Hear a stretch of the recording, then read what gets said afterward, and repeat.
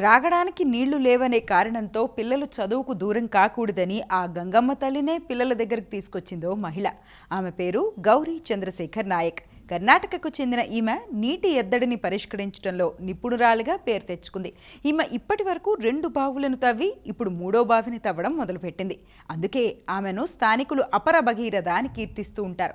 ఇక వివరాల్లోకి వెళితే, ఉత్తర కన్నడ జిల్లాలోని గణేష్ నగర్కు చెందిన 55 ఏళ్ల మహిళ అంగన్వాడీలకు వచ్చే పిల్లలు దాహంతో అలమటించకూడదనే ఉద్దేశంతో స్వయంగా బావిని తవ్వడం ప్రారంభించింది. తన ఇంటి సమీపంలోని 4 అడుగుల వెడల్పు కలిగిన బావిని తవ్వడానికి తానే రంగంలోకి దిగింది. రోజు 1.5 అడుగుల లోతు తవ్వుతూ వస్తోంది గౌరీ చంద్రశేఖర్.